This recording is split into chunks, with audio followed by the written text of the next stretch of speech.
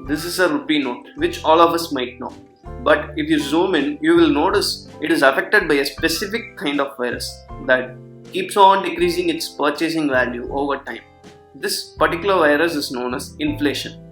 So watch till the very end of the video to know about the vaccine that can probably kill the virus. Often our parents would say, back in our days, gold was so cheap. It is a good example of inflation. It is the reason why the cost of education keeps on increasing, and in severe cases, the next plate of food for certain people will be a question mark. So to avoid getting sidelined by inflation, consider liking this video so that YouTube shows to everyone and none will be left in hunger. Now back to the video. It wouldn't be a problem if inflation increases evenly in everything. Let's say your salary and housing increase at 5%.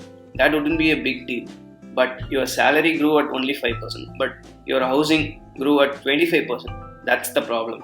Different things inflate at different rates. Often this happens due to these two main reasons.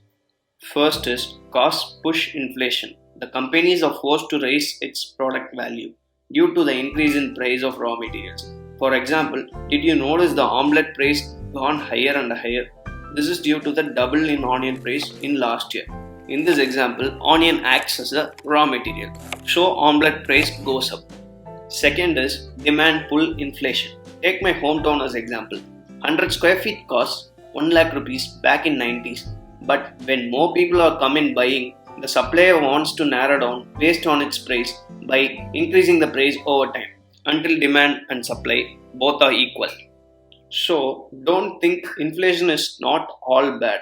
If the price of goods increase, your salary also increases and vice versa. The salary decreases when the price decreases. So government always tries to have an average inflation of about 3 to 4% for moving forward.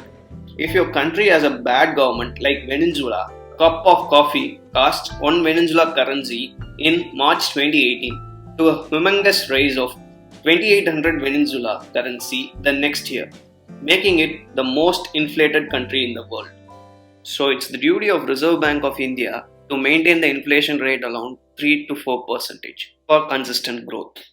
So in macroeconomic level, it is about government's job to keep an eye on inflation. But in microeconomic level, it is everyone's duty to get vaccinated against this virus by investing. So just by investing in index funds in stock market, that can yield you an average return of 8% per year, which is considered to be a better investment comparing the inflation rate of 3 to 4%. Or if you don't want any risk in your life, just put it in your savings account, which yields you a 3.5% return, such that your money won't get eaten by this virus.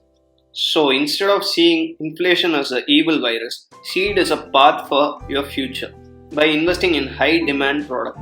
So if you have watched until here, our stock market basic video could help you, and subscribe to our channel. That may help me and feel better to make more time in creating content.